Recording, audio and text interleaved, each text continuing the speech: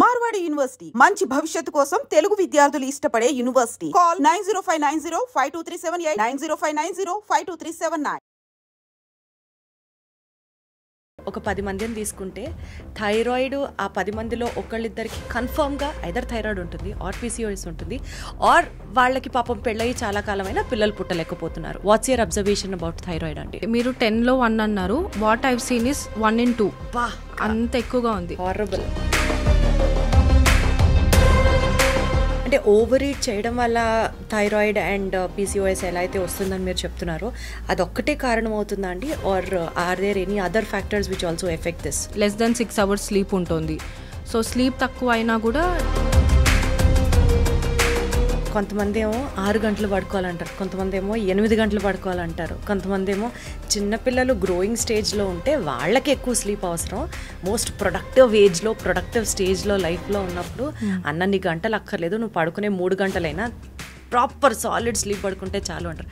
What is correct? Which one is correct? నాకు చాలా genuine doubt ఇది. ఎప్పుడు పడుకున్నా కూడా సేమ్ టైంకి పడుకోవడం అనేది ఇంపార్టెంట్. అలా కాకుండా 2కి పడుకుని సన్నగా ఉంటే వాళ్ళు కూడా థైరాయిడ్ వస్తుంది కదా. ఇప్పుడు మనం ఈ లైఫ్ స్టైల్ డిసార్డర్స్ చూసుకుంటే 100లో ఈ ఇన్ఫర్టిలిటీకి మెయిన్గా కారణాలు 50% ఆడవాళ్ళలో తప్పులుంటే 50% మగవాళ్ళు are also equally responsible. What you have to say? ఇప్పుడు మెన్లో అది 60%కి వెళ్ళిపోయింది. ఇక్కడ దే ఆర్ విన్నింగ్. 3లో 1 miscarriage is because of men. ఇదే vitamin D and iron deficiency మగవాళ్ళలో ఉంటే అది ఎలా మేనిఫెస్ట్ అవుతుంది? మనం మేజర్లీ ఉమెన్ గురించి మాట్లాడుతున్నాం కానీ థైరాయిడ్ డిసార్డర్స్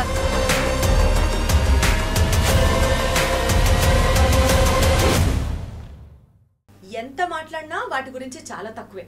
థైరాయిడ్ గురించి, పీసీఓడి గురించి అండ్ ఇన్ఫర్టిలిటీ ప్రాబ్లమ్స్ గురించి రోజు రోజుకి ఈ ప్రాబ్లమ్స్ని ఫేస్ చేసే పేషెంట్స్ సంఖ్య పెరిగిపోతుంది. కానీ ఎన్ని వాల్యూమ్స్ మాట్లాడుకున్నా, ఎంత మాట్లాడినా ఇంకా తెలియాల్సిన సబ్జెక్ట్ చాలా ఉంది. వీఆర్ డూయింగ్ దిస్ బికాజ్ ప్రజల్లో ఈ కేసెస్ పెరుగుతున్న నేపథ్యంలో ఇంకా ఇలాంటి ఇన్ఫర్మేటివ్ వీడియోస్ చేస్తే it will be definitely helpful to each and every women అని నమ్ముతూ నాతో పాటు ఇవాళ ఈ స్పెషల్ ఇంటర్వ్యూలో హోమియో ఫిజిషియన్ డాక్టర్ శ్వేత గారు. హలో శ్వేత గారు. హాయ్ దీప్తి గారు. ఎలా ఉన్నారు? I'm good. మీరు? చక్కగా ఉన్నాను నేను కూడా.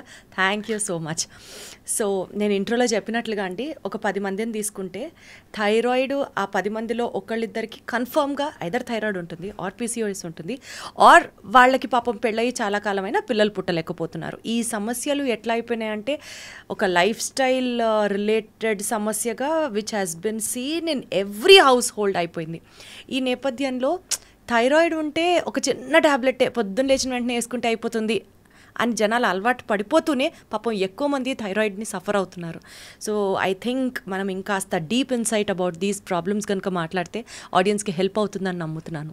Watts your observation about thyroid అండి? డెఫినెట్లీ మీరు 10లో 1 అన్నారు. What I've seen is 1 in 2. బా, అంత ఎక్కువగా ఉంది. హారబుల్. అంటే ఈ స్టాటిస్టిక్స్ ఈజ్ బేస్డ్ ఆన్ అంటే డేటా, కానీ మనం లైవ్లో చూస్తే every second patient either has thyroid కానీ పీసీఓడి కానీ. ఇద్దరు అమ్మాయిల్లో ఒకళ్ళకి థైరాయిడ్ ఉంటే ఇంకోళ్ళకి పీసీఓడి ఉంటుంది or a combination of both.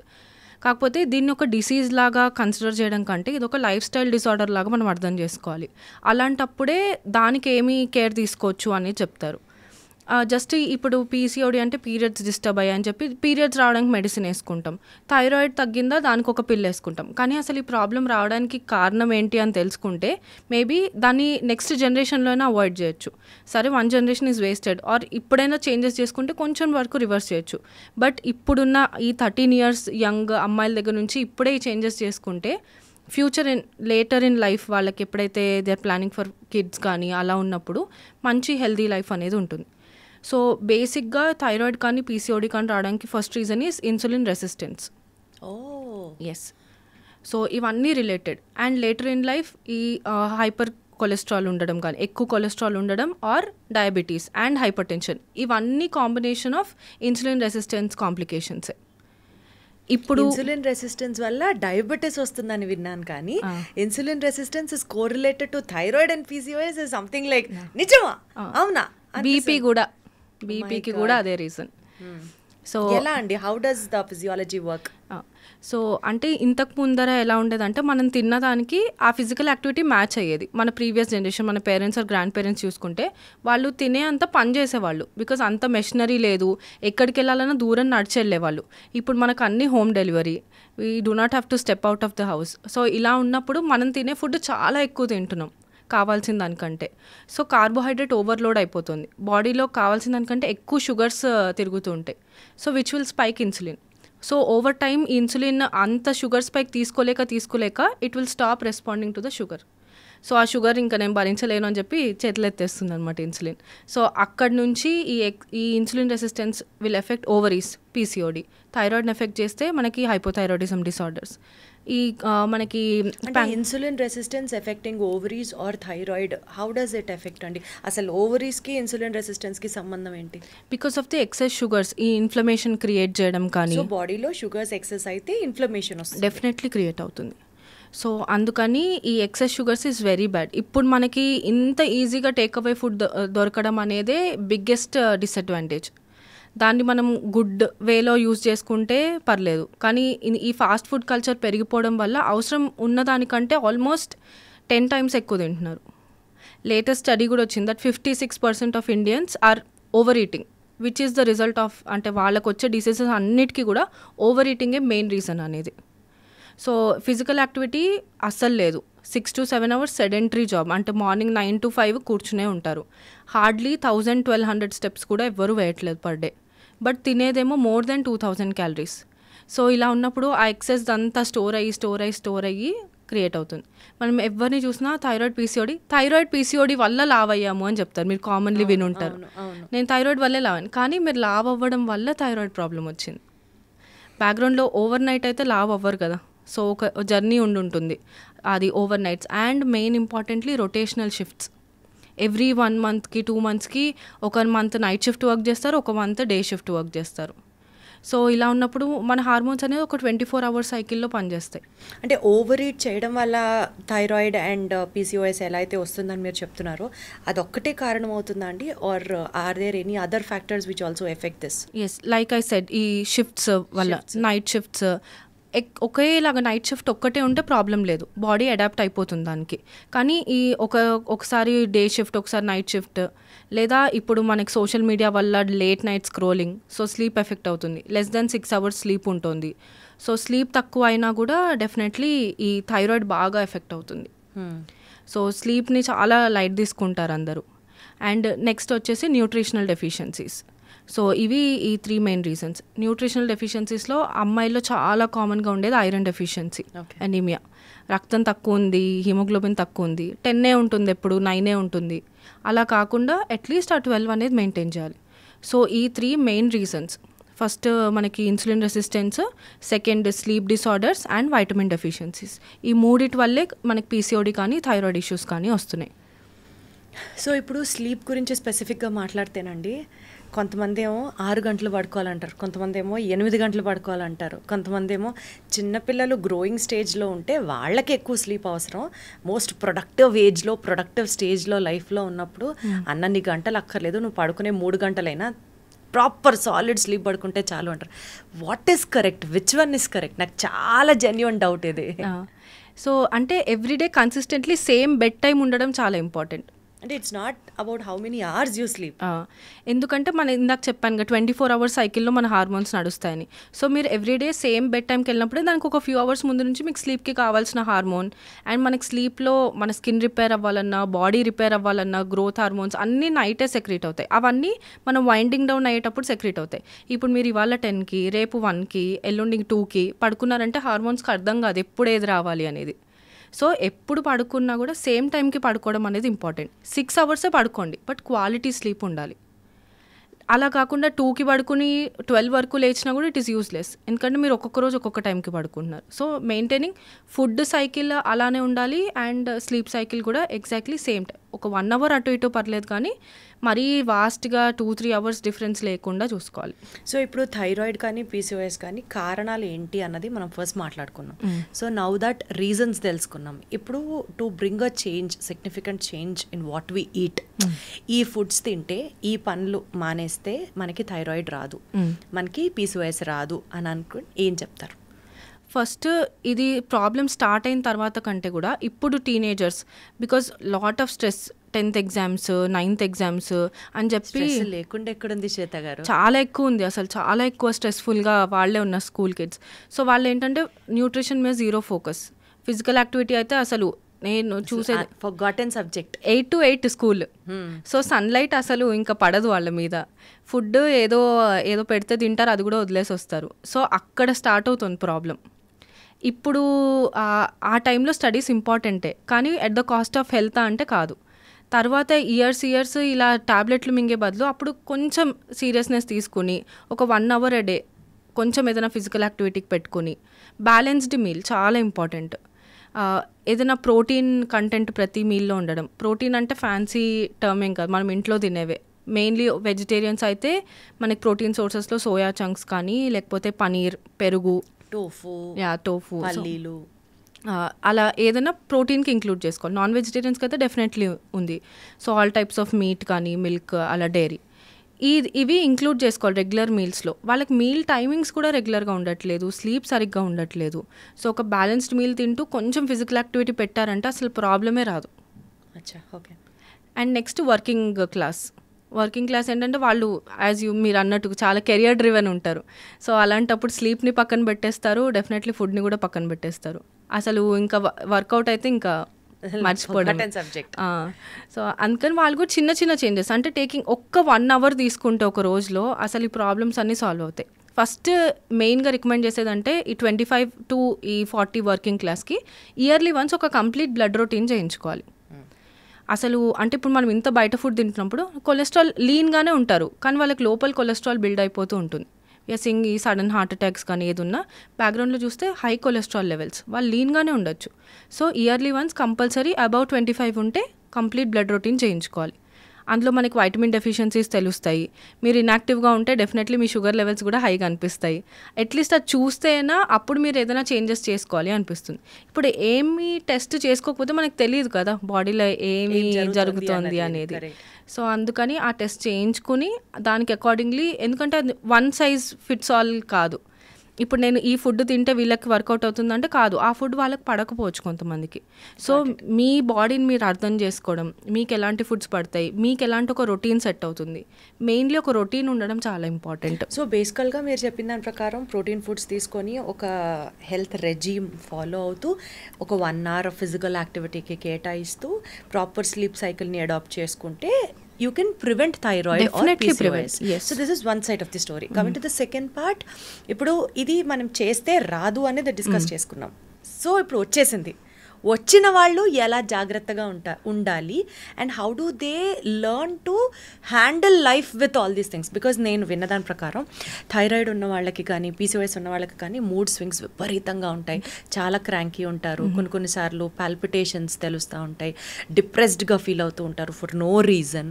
So ఇలాంటి కాంప్లికేషన్స్ ఉన్నప్పుడు వాళ్ళకి కూడా అర్థం అవ్వాలి that they have to live with this for the rest of their life. So how do they learn to balance this? ఈ మీరు అన్న మూడ్ స్వింగ్స్ కానీ ఇది కానీ this could be a side effect of the OC pills that taking. అంటే periods రావడానికి oral contraceptive pills ఇస్తారు, వాటిలో మూడ్ స్వింగ్స్ కానీ ఈ వాటర్ రిటెన్షన్ వల్ల వెయిట్ గెయిన్ అవ్వడం కానీ ఇలాంటివి అవ్వచ్చు. సో ఒక్కొక్కసారి దాని డిపెండెన్సీ తగ్గించి వాళ్ళ లైఫ్ స్టైల్ కరెక్ట్ చేస్తే వాళ్ళ మూడ్ చాలా బాగుంటుంది. అండ్ చాలా వరకు పీసీఓడి కానీ థైరాయిడ్ నేను చూసిన పేషెంట్స్లో అంటే there is some background trauma. అది ఒక డొమెస్టిక్ అబ్యూస్ అవ్వచ్చు, లేదా హార్ట్ బ్రేక్ అవ్వచ్చు, లేదా ఎగ్జామ్స్లో ఫెయిల్ అయిపోతాం, ఇంట్లో వాళ్ళకి ఎవరికైనా ప్రూవ్ చేయాలి అంటే నేనంటే ఏంటి అనేది ఒక ఉండొచ్చు. సో ఇవన్నీ mostly emotionally driven. Women emotions అంత బయటికి చెప్పరు, వాళ్ళు లోపలే దాచుకుంటారు. సో ఎమోషనల్ ట్రామా వల్ల కూడా హార్మోనల్ ఇంబ్యాలెన్సెస్ వస్తాయి. సో వాళ్ళకంటూ ఒక హాబీ క్రియేట్ చేసుకోవడం కానీ, ఒక మళ్ళీ అగైన్ ఇందాక మనం అనుకున్నట్టు ఒక రెజీమ్ ఉండడం, అంటే వాళ్ళు వాళ్ళ కోసం సెల్ఫ్ కేర్ లాగా హెల్దీ ఫుడ్ తీసుకోవడం. మోస్ట్ ఉమెన్ ఏం చేస్తారు, వాళ్ళని లాస్ట్ ప్లేస్లో పెట్టుకుంటారు. ఫస్ట్ ఫ్యామిలీ హెల్త్ మీద ఫోకస్ చేస్తారు. వాళ్ళకి మంచి ఫుడ్ పెట్టాలి, వీళ్ళన్నీ మిగిలిపోయినవి తినడం, అగైన్ ఓన్లీ రైసే తింటారు. కర్రీ కానీ ఏదైనా ఉంటే ఫస్ట్ ఇంట్లో అందరికి పెట్టేసి ఓకే మనం అన్నం పచ్చడి వేసుకుని తినేద్దాం ఇవాళ. అలా కాదు, మీరు హెల్తీగా ఉంటేనే మీ ఫ్యామిలీ హెల్తీగా ఉంటుంది. సో ఫస్ట్ వాళ్ళని వాళ్ళు కేర్ చేసుకోవడం స్టార్ట్ చేయాలి. అది సెల్ఫిష్నెస్ కాదు, అది మీ ఫ్యామిలీ కోసం మీరు చేస్తున్నది. అంటే వన్స్ థైరాయిడ్ కానీ పీసీఓఎస్ కానీ డిటెక్ట్ అయిపోయిన తర్వాత ఒకవేళ మీరు చెప్పిన కారణాల వల్ల వాళ్ళకి వచ్చుంటే ఈ problems, at least now they have to start loving them cells. Exactly. And you know వాళ్ళ గురించి కూడా వాళ్ళు కేర్ తీసుకోవడం స్టార్ట్ చేయాలంటున్నారు. ఫస్ట్ చేయాల్సినంత వెయిట్ లాస్ డెఫినెట్గా చేయాలి. ఎందుకంటే మనం చూస్తే 90% థైరాయిడ్ కేసెస్లో వెయిట్ గెయినే ఎక్కువగా ఉంటుంది. సో ఇలా ఉన్నప్పుడు వాళ్ళు ఫస్ట్ క్యాలరీస్ అంటే ఏంటి అని అర్థం చేసుకోవాలి. సింపుల్, ఇప్పుడు మనం గూగుల్ చేస్తే రాని వాళ్ళు ఎవ్వరూ లేరు. సో సింపుల్గా you can send a voice. మీరు యూట్యూబ్లో చూస్తే సన్నగా ఉంటే వాళ్ళు కూడా థైరాయిడ్ వస్తుంది కదా. బట్ ఇప్పుడు మనం ఈ లైఫ్ స్టైల్ డిసార్డర్స్తో చూసుకుంటే 100లో 90 మెంబర్స్ థైరాయిడ్ ఉన్న వాళ్ళు ఓవర్ వెయిట్. రీజనే ఓవర్ వెయిట్ వల్ల థైరాయిడ్ వస్తుంది. లీన్గా ఉండే వాళ్ళకి కూడా వచ్చేది ఏంటంటే అది జెనెటికలీ రావచ్చు. సో బట్ ఈ మేజర్ చంక్ వచ్చేది లైఫ్ స్టైల్ డిసార్డర్స్ కాబట్టి ఫస్ట్ వెయిట్ లాస్ మీదే ఫోకస్ చేయాలి.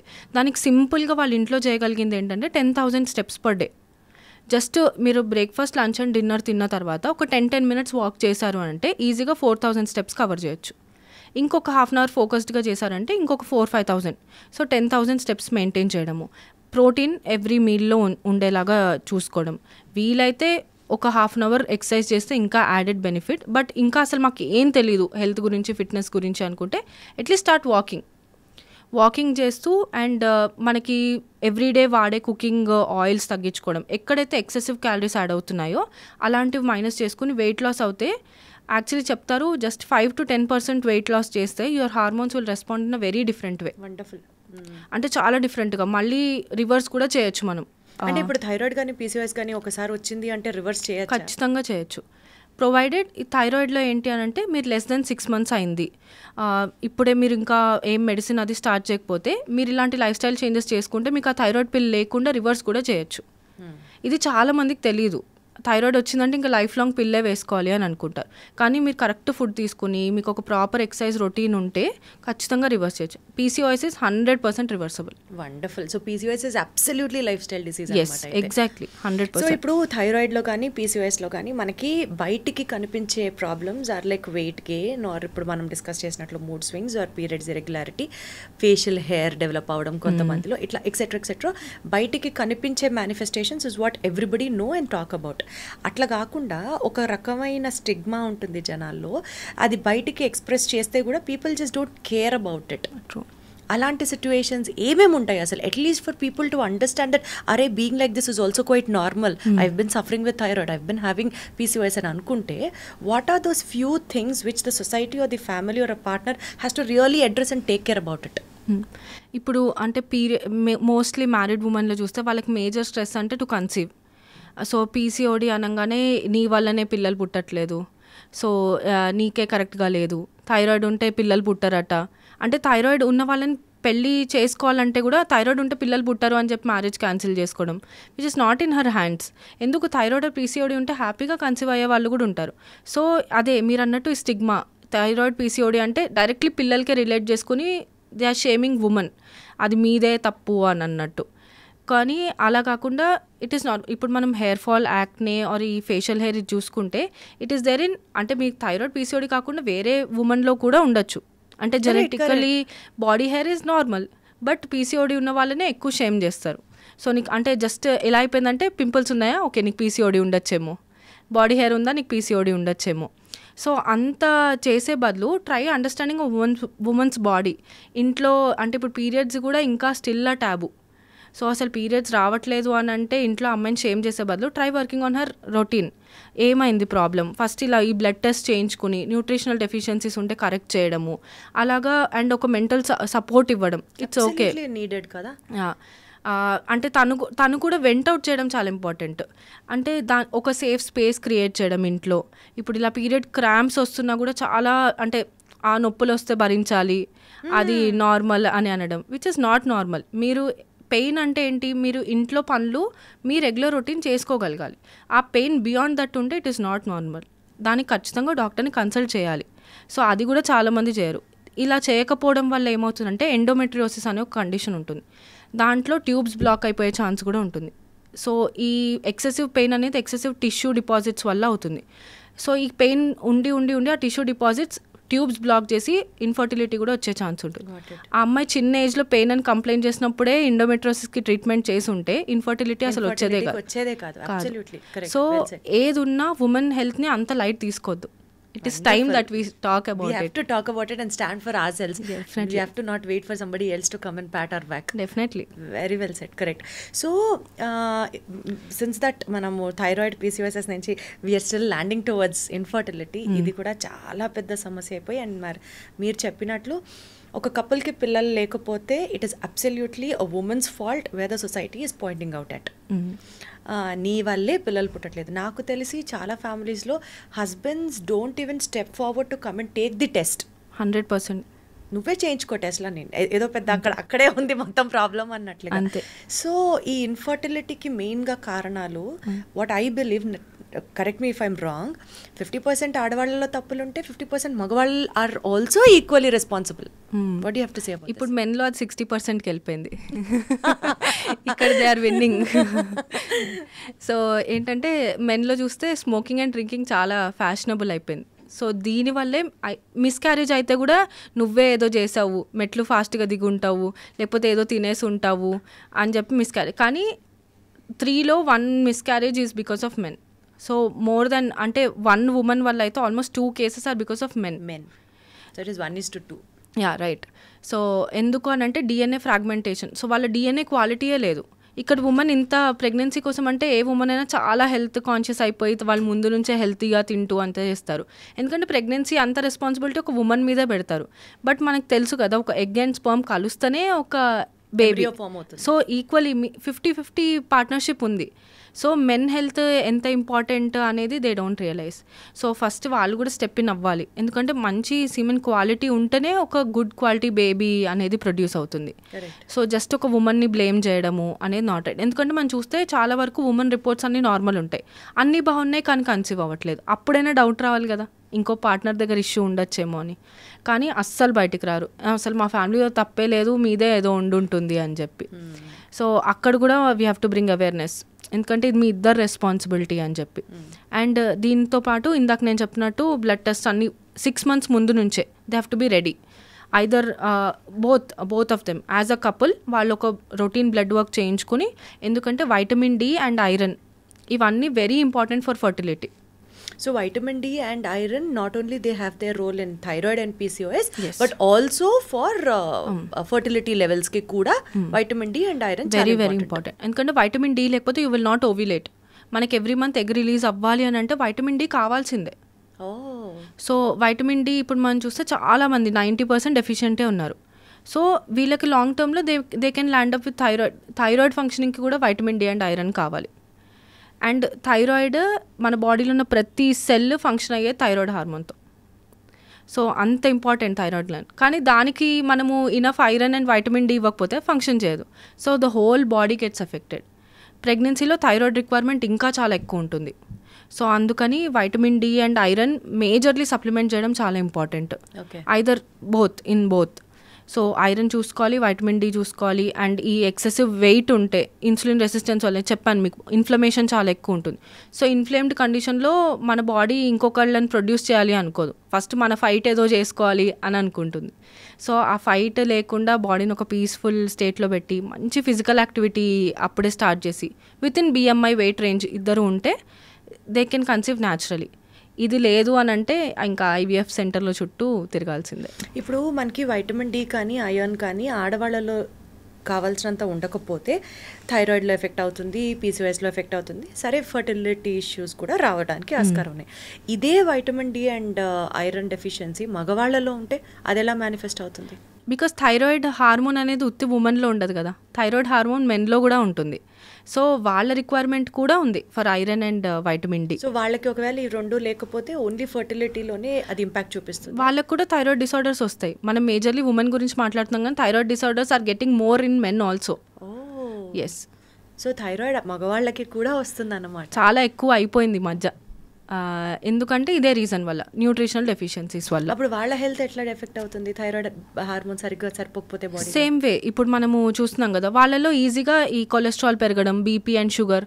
ఇప్పుడు మనం ఎర్లీ 30sలోనే అందరికీ హై బీపీ కానీ కొలెస్ట్రాల్ ఎక్కువగా ఉండడం, మనకి షుగర్ లెవెల్స్ పెరగడం, ఇవన్నీ చూస్తాం. ఇది బ్యాక్గ్రౌండ్లో బికాస్ అగైన్ మళ్ళీ ఆ ఇన్సులిన్ రెసిస్టెన్స్ ఇందాక మనం మాట్లాడుకున్న same phenomenon is happening in men. Also in men అన్నమాట. ఓకే, సో ఇప్పుడు ఇన్ఫర్టిలిటీ ఇష్యూస్ గురించి మాట్లాడితే, ఒక కపుల్ కన్సీవ్ అవ్వాలి అని అనుకుంటే వాళ్ళ ప్లానింగ్ ఎలా ఉండాలి? ఒక 6 months నుంచి వాళ్ళు ఇందాక మీరు చెప్పినట్టు బ్లడ్ వర్క్ చేయించుకోవాలి, దాని తర్వాత అప్పటి నుంచే హెల్తీ ఫుడ్ తినాలి. ఇట్లా మాట్లాడుకుంటూ వెళ్తే స్మోకింగ్ అండ్ ఆల్కహాల్ 6 months ముందు మానేయాలా, 3 months ముందు మానేయాలా? మానేయకపోయినా హెల్తీ లైఫ్ స్టైల్ ఉంటే సరిపోతుందా?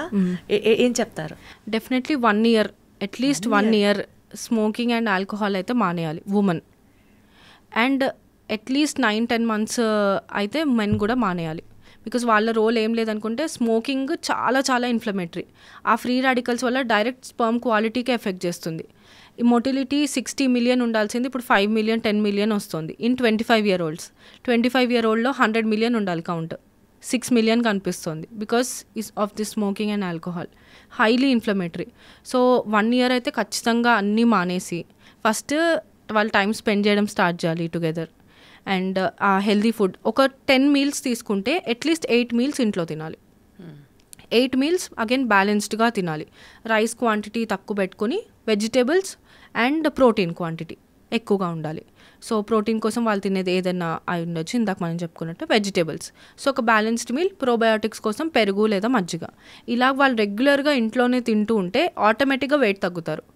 సో కలిసి వాక్ చేయడం, అగైన్ ఆ 10,000 step కౌంట్ 1 year ముందు నుంచే మెయింటైన్ చేస్తుండడం, iron and vitamin D correct చేసుకోవడం. ఇలా ఒక 1 year పాటు చేస్తే ఎలాంటి హెల్ప్ లేకుండా, no medical intervention, they can conceive naturally. Wonderful. 100%. ఇది పీసీఓడి ఉన్నా కూడా.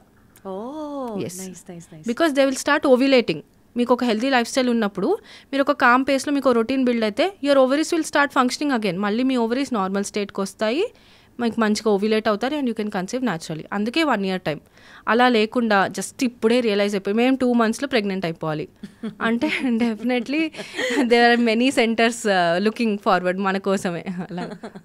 సో ఇన్ఫర్టిలిటీ గురించి కానీ, థైరాయిడ్ గురించి కానీ, పీసీఓఎస్ గురించి కానీ డీటెయిల్గా మాట్లాడుకున్నాం కాబట్టి, what is the role of homeo medicine in all these life style related disease అంటే ఏం చెప్తారు శ్వేత గారు?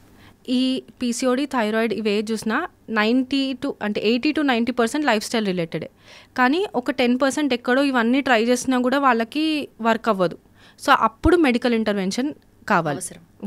కాకపోతే ఇది అలోపతిక్ అండ్ హోమియోకి డిఫరెన్స్ ఏంటి అని అంటే, మేము రూట్ కాజ్ని టార్గెట్ చేస్తాం. ఇందాక నేను చెప్పాను మోస్ట్లీ ఉమెన్లో ఏదో ఒక ఎమోషనల్ ట్రామా ఉంటుంది అని చెప్పి.